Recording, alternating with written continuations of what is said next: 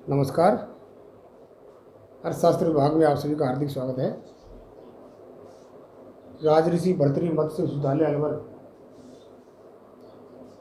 के अंतर्गत BA part first economics first का पेपर आर्थिक अवधारणाएं विधियां के अंतर्गत हम व्यष्टि और समष्टि अर्थशास्त्र का अध्ययन कर रहे थे।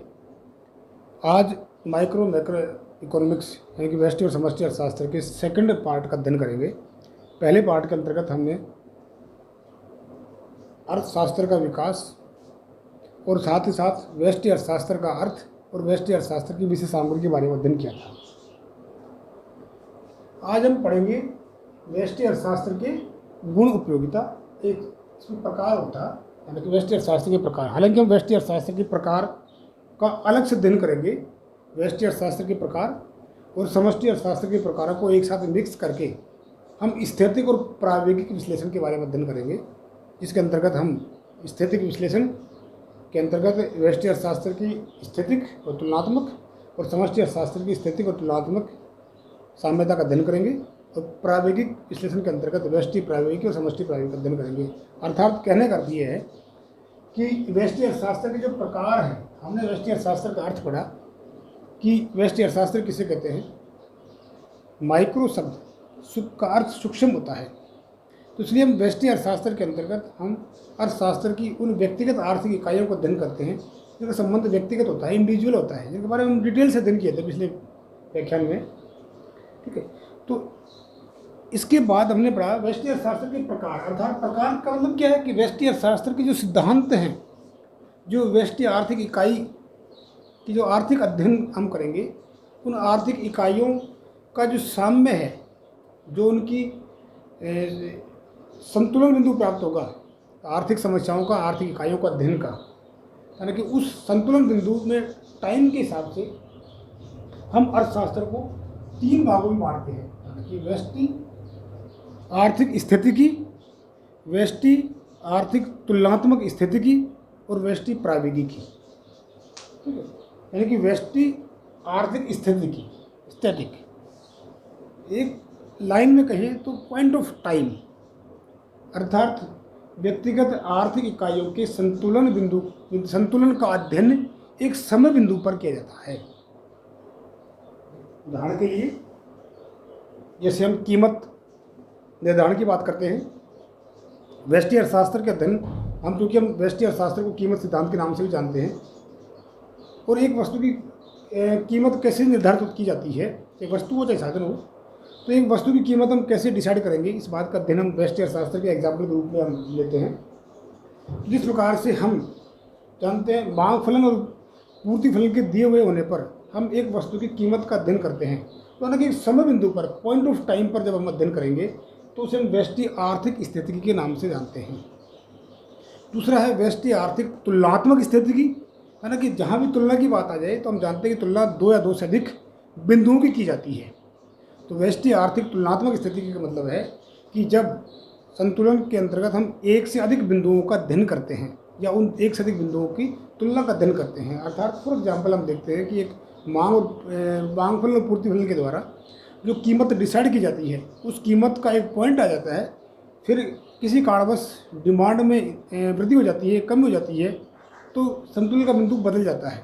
तो हमें 2 अलग अलग बिंदु प्राप्त होते हैं सामने के, उन दोनों बिंदुओं का तुलनात्मक अध्ययन करना ही व्यष्टि आर्थिक तुलनात्मक स्थितिकी कहलाता है। अर्थात दोनों बिंदुओं पर कीमत कितनी है, मांग कितनी है, पूर्ति कितनी है। ठीक है, इसे हम व्यष्टि आर्थिक तुलनात्मक स्थिति के नाम से जानते हैं। और व्यष्टि प्रायोगिकी मतलब क्या है, गत्यात्मक, लगातार। अर्थात व्यष्टि प्रायोगिकी का अर्थ होता है कि एक संतुलन बिंदु से दूसरे संतुलन के बिंदु के बीच में जो प्रक्रिया पथ है, जो मार्ग है कि किस प्रकार से व्यक्तिगत आर्थिक इकाई का अध्ययन या एक कीमत, प्रारंभ में जो कीमत जितनी थी और नई कीमत स्तर जो बाद में प्राप्त हुआ, वो कीमत स्तर पर हम कैसे पहुँचे, उसकी प्रक्रिया पथ का अध्ययन करना ही व्यष्टि प्रायोगिकी अर्थशास्त्र के अंतर्गत आता है। यानी कि इनका डिटेल से अध्ययन हम अलग से स्थैतिक और प्रायोगिक विश्लेषण में हम करेंगे, डायग्राम के द्वारा, इक्वेशन के द्वारा हम डिटेल से इनका अध्ययन करेंगे। ठीक है, यहाँ हम देख रहे हैं 3 प्रकार। उसके बाद में हमने इसके गुण, अर्थ, प्रकार, इसकी विशेष सामग्री के बारे में अध्ययन करें। आज हम पढ़ेंगे इसके गुण, अर्थात व्यष्टि अर्थशास्त्र जो हमारा है जो व्यष्टि आर्थिक विश्लेषण है, माइक्रो जो एनालिसिस है, इस व्यष्टि विश्लेषण में अच्छाइयाँ क्या हैं, हम इसकी उपयोगिता क्या है, अर्थशास्त्र में हम किन किन समस्याओं के समाधान के लिए या किन किन चीज़ों के अध्ययन के लिए, किन किन वेरिएबल्स के अध्ययन के लिए हम इसका प्रयोग में लेते हैं। ध्यान रखिए, मैंने शुरू से कह रहा हूँ कि अर्थशास्त्र का मतलब एक है कि आर्थिक समस्याओं का अध्ययन करना और उन समस्याओं के लिए समाधान प्रस्तुत करना। तो इसी संदर्भ में हम व्यष्टि अर्थशास्त्र का अलग अध्ययन कर रहे हैं, समष्टि अर्थशास्त्र का अलग अध्ययन कर रहे हैं। ध्यान रखिए, व्यष्टि अर्थशास्त्र के अंतर्गत हम व्यष्टि समस्याएं, जो व्यक्तिगत आर्थिक समस्याएं हैं, जो इंडिविजुअल है, जो व्यक्तिगत है, जिनका संबंध व्यक्तिगत परिवार, व्यक्तिगत फर्म, व्यक्तिगत साधन, व्यक्तिगत उद्योग, ठीक है, तो उपभोक्ता के बारे में हो, उपभोक्ता के बारे में हो, वस्तु की साधन की कीमत हो, इन सभी का व्यक्तिगत अध्ययन करेंगे। ध्यान रखिए, इनका व्यक्तिगत अध्ययन, और उस अध्ययन में यदि कोई समस्या है, फॉर एग्जाम्पल उपभोक्ता का अध्ययन करेंगे, उपभोक्ता व्यवहार का सिद्धांत, तो हम क्या अध्ययन कर रहे हैं, उपभोक्ता व्यवहार की विशेषताएं, अर्थात उपभोक्ता का साम्य बिंदु, अर्थात उपभोक्ता को अधिकतम लाभ की स्थिति कहाँ पर प्राप्त होगी। हम उपभोक्ता के साम्य बिंदु के साथ साथ हम ये भी बताएंगे, ध्यान रखिए, उस समस्या के अंतर्गत हम ये भी समाधान प्रस्तुत करेंगे कि उपभोक्ता को इतनी इतनी वस्तुएं खरीदने पर अधिकतम उपयोगिताएं प्राप्त होंगी। एक उत्पादक को इस बिंदु पर उत्पादन करने से अधिकतम उत्पादन प्राप्त होगा कम लागत पर। तमाम तरह की जो ये एनालिसिस हैं, ध्यान रखिए, इनका एनालिसिस के साथ साथ, इनके अध्ययन के साथ साथ हम इनकी समाधान भी प्रस्तुत करेंगे। तो इसलिए हम आर्थिक समस्याओं का समाधान प्रस्तुत करते हैं शास्त्र के अंतर्गत। तो यह हम व्यष्टि अर्थशास्त्र की बात कर रहे हैं, तो व्यष्टि अर्थशास्त्र में व्यक्तिगत आर्थिक समस्याओं का हम अध्ययन करेंगे। तो तमाम तरह की ये जो इसके गुण हैं, जो इसकी उपयोगिता है, इन पहला है आर्थिक समस्या के समग्र अध्ययन में सहायक। रखिए, आर्थिक समस्या के समग्र अध्ययन में सहायक, अर्थात पूरी इकोनॉमी की जो समस्या है, पूरी अर्थव्यवस्था की जो समग्र समस्या है, उसके अध्ययन के लिए व्यष्टि अर्थशास्त्र या व्यक्तिगत विश्लेषण इम्पोर्टेंट है। क्यों? क्योंकि हम जानते हैं कि व्यक्तिगत आर्थिक इकाइयों के योग से ही समष्टि का निर्माण होता है। ठीक है, हम पूरी इकोनॉमी की व्यक्तिगत इकाइयों को जोड़ देंगे, पूरी इकोनॉमी की बात आ जाएगी। ठीक है, तो इसलिए समष्टि का अध्ययन, ध्यान रखिए, व्यष्टि अध्ययन के लिए, व्यष्टि अध्ययन में आवश्यक है, यानी कि समष्टि आर्थिक समस्याओं का हम अध्ययन करेंगे, वहाँ भी हम पढ़ेंगे समष्टि अर्थशास्त्र के अंतर्गत भी, तो वहाँ भी हमें इंडिविजुअल इकाइयों का अध्ययन करना जरूरी है। तो इसलिए आर्थिक कल्याण के समग्र अध्ययन के लिए, अर्थात तो समष्टि अर्थशास्त्र या समग्र के अध्ययन के लिए जो हम समग्र समस्याएं हैं, राष्ट्रीय आय की समस्या हो, संपूर्ण अर्थव्यवस्था की, रोजगार की, आय की, व्यय की, बचत की, इन्वेस्टमेंट की, तमाम तरह की जो समस्याएं हैं, ध्यान रखिए, इन सभी के लिए व्यष्टि आर्थिक इकाई इम्पोर्टेंट है। इसलिए व्यष्टि आर्थिक इकाई का अध्ययन करना जरूरी है समग्र के अध्ययन के लिए। ये आवश्यक है, इम्पोर्टेंट है, उपयोगी है, उसके लिए सहायक है। दूसरा है व्यष्टि विश्लेषण समष्टि विश्लेषण का पूरक है। व्यष्टि यानी कि समष्टि का पूरक है, सप्लीमेंट्री है, उसके लिए आवश्यक है व्यष्टि विश्लेषण। सीधी सी बात है कि सब, जैसे हम पहले पॉइंट में पढ़ा कि हमने जो समग्र का अध्ययन करेंगे, समग्र जो समस्याओं का अध्ययन करेंगे या समग्र आर्थिक क्रियाओं का अध्ययन करेंगे, उसके अंतर्गत जो हमारे आंकड़े आएंगे, ध्यान रखिए, वो इंडिविजुअल भी आते हैं आंकड़े, व्यक्तिगत भी आते हैं, तो उन सभी के अध्ययन के लिए व्यष्टि अर्थशास्त्र उसका पूरक है, उसकी सहायक है, जरूरी है। ध्यान रखिए, यानी कि समष्टि जो हमारे आंकड़े हैं वो इकट्ठे करने के लिए व्यष्टि आंकड़े जरूरी हैं। नेक्स्ट है कीमत निर्धारण में सहायक है। मैंने बताया आपको कि हम व्यष्टि अर्थशास्त्र को कीमत सिद्धांत भी कहते हैं। कीमत निर्धारण किसके?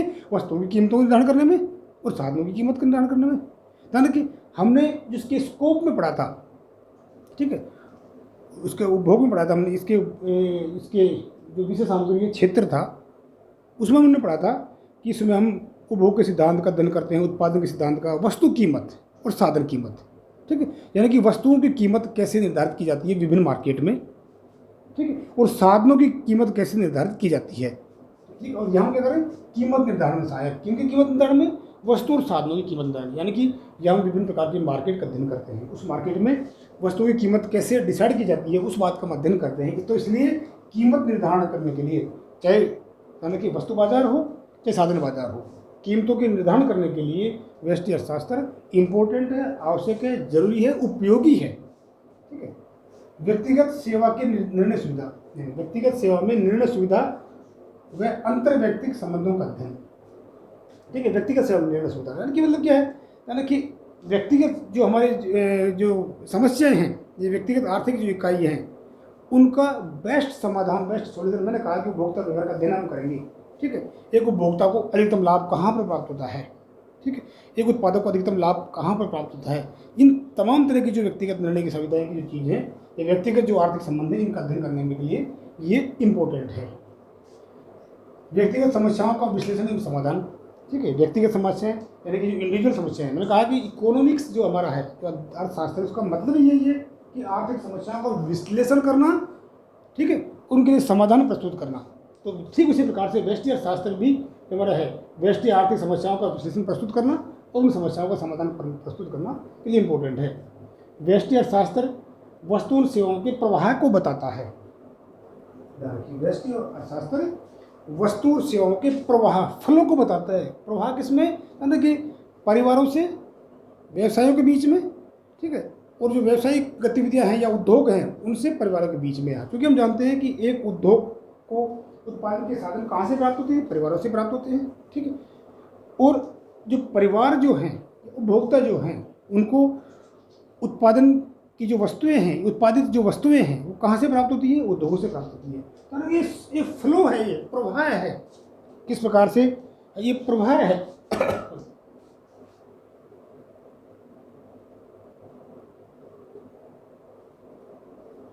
ये प्रवाह है। यहाँ हमसे उत्पादन के साधन मिलेंगे इस फर्म को, उत्पादन के साधन भूमि, पूंजी, श्रम, संगठन और साहस, ठीक, परिवार से मिलते हैं। यहाँ से तय उत्पादित माल मिलता है जो इन परिवारों को प्राप्त होता है। ठीक है, इसके बदले इनकम प्राप्त होती है, तो वापस इनकम को ये उपभोग के रूप में खर्च करते हैं। तो ये जो प्रवाह है, वस्तु और सेवाओं का जो प्रवाह है, ये चलता रहता है, हालांकि, ठीक है। तो इन प्रवाह को ये बताता है कि किस प्रकार से इकोनॉमी में प्रवाह हो रहा है, उद्योग और परिवारों के बीच में किस प्रकार से।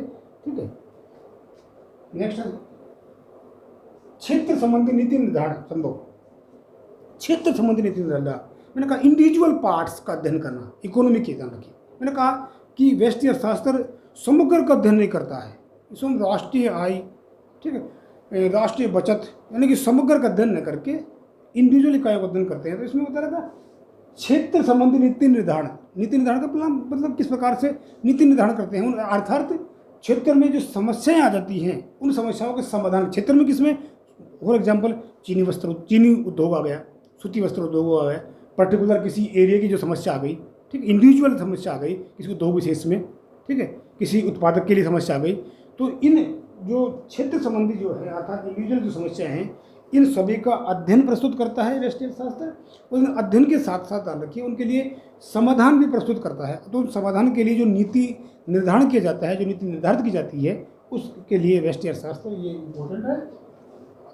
आर्थिक कल्याण की जांच, ठीक है, आर्थिक कल्याण की जांच मैंने पहले ही पढ़ा था, उसमें स्कोप में भी आर्थिक कल्याण की जांच किसकी, मैंने बताया कि जब हम पढ़ेंगे, ध्यान रखिए, व्यष्टि अर्थशास्त्र को हम आगे पढ़ेंगे, हमने इसकी स्कोप में पढ़ा था, इसके क्षेत्र में पढ़ा था हमने, इसकी जो विशेष सामग्री थी उसमें हमने देखा कि आर्थिक कल्याण की जांच, आर्थिक कल्याण का अध्ययन करना। किसके लिए आर्थिक कल्याण, रखिए, मैंने कहा इंडिविजुअल चीज़ों का अध्ययन करेंगे, किसके कल्याण की बात करेंगे, उपभोक्ता कल्याण की बात करेंगे, ठीक है, उत्पादक कल्याण की बात करेंगे। कल्याण का मतलब क्या है, कल्याण का मतलब यह है कि एक उपभोक्ता को अधिकतम लाभ कहाँ पर प्राप्त होता है, ठीक है। और सिंपल सी बात हम जानते हैं कि उपभोक्ता को लाभ कहाँ पर प्राप्त होता है, जब वह कम से कम कीमत देकर अधिक से अधिक वस्तुएं प्राप्त करे, ठीक है, यानी कीमत तो कम दे, उसकी वस्तुएं ज़्यादा मिले, अधिकतम वस्तुएं प्राप्त करें, तो हम कहेंगे कि उपभोक्ता लाभ की स्थिति में है, कल्याण की स्थिति में। तो किस प्रकार से ध्यान रखिए, इस व्यष्टि अर्थशास्त्र के अंतर्गत जब हम पढ़ेंगे अब नेक्स्ट ईयर में, जब हम उपभोक्ता व्यवहार का सिद्धांत पढ़ेंगे, तो उस उपभोक्ता व्यवहार के सिद्धांत के अंतर्गत हम ये कंप्लीटली पढ़ेंगे किस प्रकार से एक उपभोक्ता को लाभ प्राप्त होता है, वस्तुएं कैसे क्रय की जाती हैं, कौन सी वस्तुओं की उपयोगिता किस प्रकार से घटती है, कैसे बढ़ती है, कैसे हम अधिकतम लाभ की स्थिति में प्राप्त होंगे, ठीक है।